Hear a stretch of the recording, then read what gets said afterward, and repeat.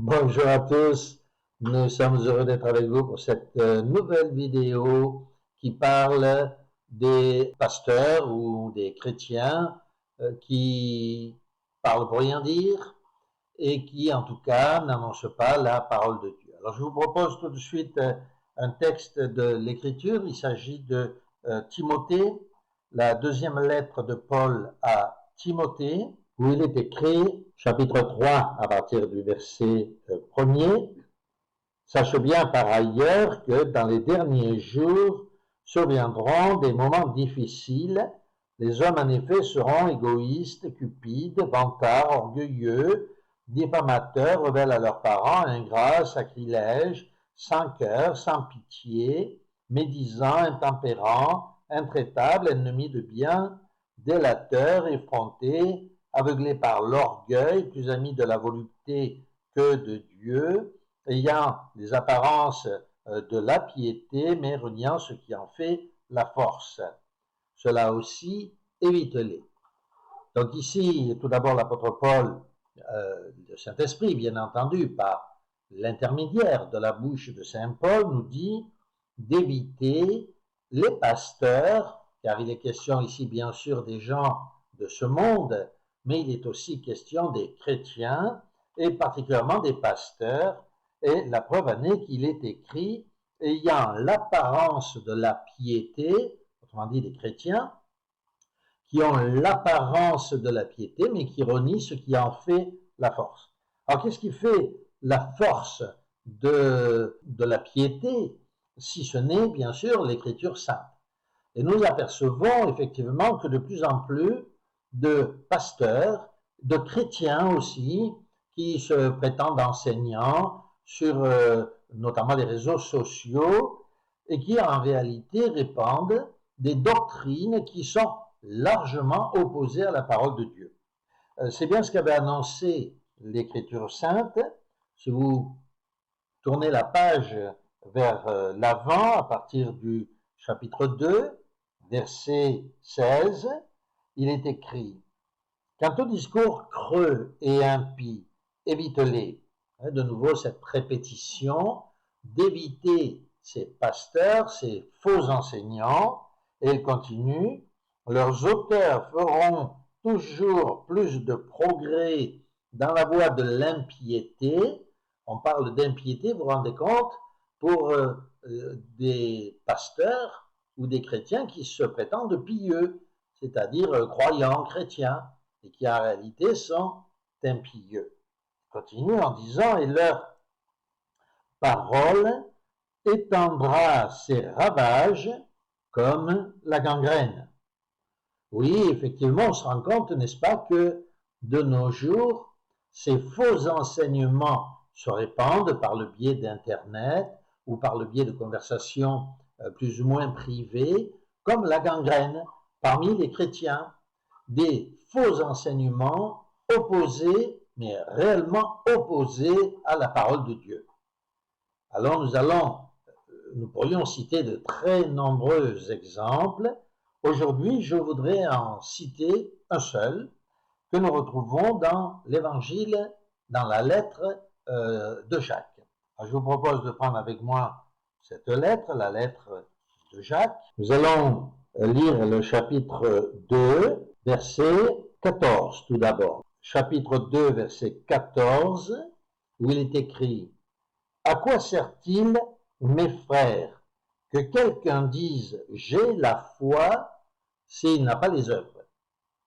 Alors pourquoi est-ce que Saint Jacques nous cite ce texte? Bien pour montrer, bien entendu, que les œuvres sont nécessaires à la foi.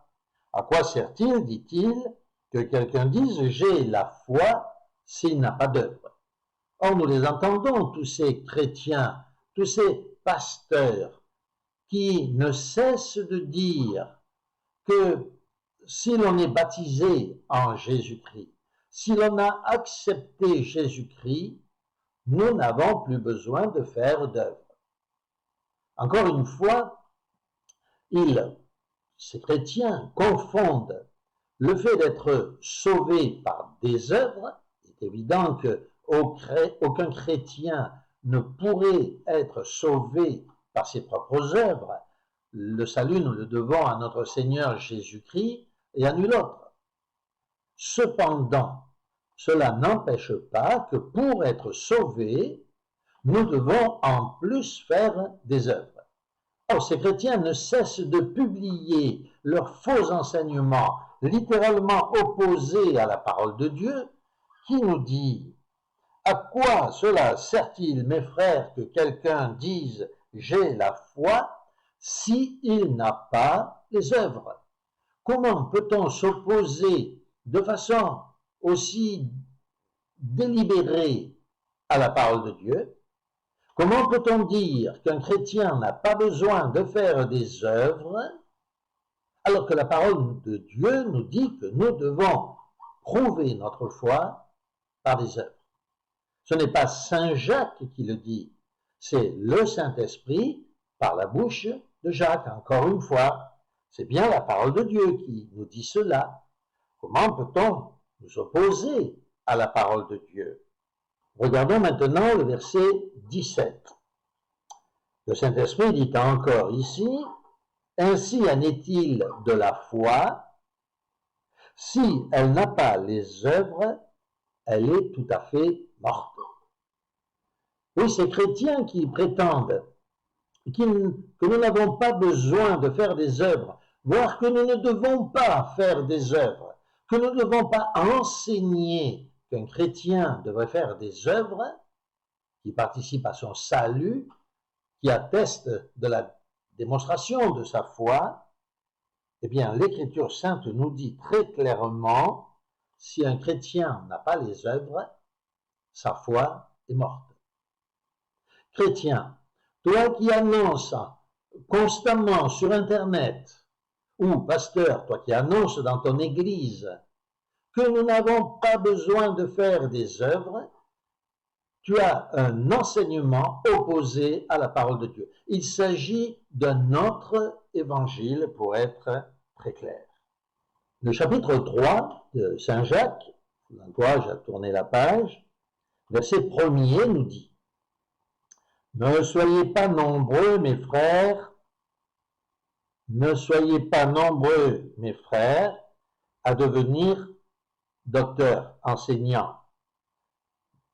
Vous voyez, l'Écriture, encore une fois, encourage les chrétiens à ne pas être nombreux à se prétendre enseignants, à se dire enseignants, voire docteurs.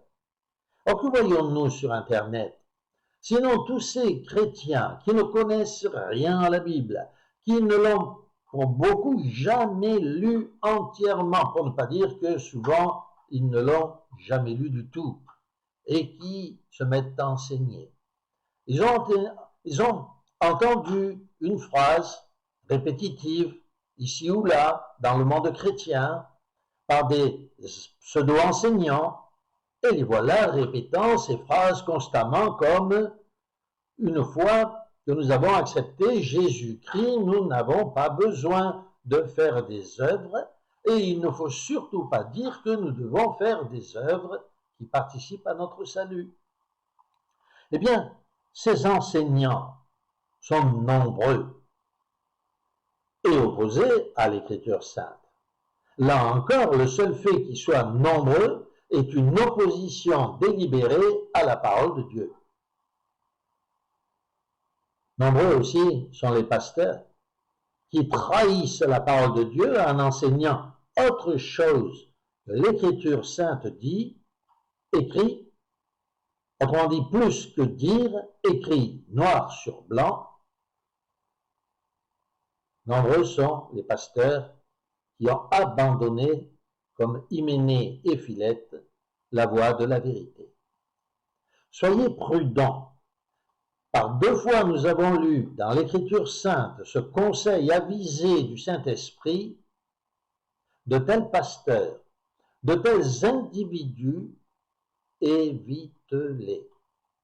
Évite-les. Nous encourageons, chers frères, à fréquenter les sages, parce que comme le dit le proverbe, celui qui fréquente le sage deviendra sage. Celui qui fréquente l'insensé ou le faux pasteur, le faux enseignant, celui qui fréquente l'insensé deviendra insensé. Que le Seigneur donc nous guide dans le choix de ce que nous entendons, de ce que nous voyons et de ce que nous pratiquons. Que le Saint-Esprit soit avec vous.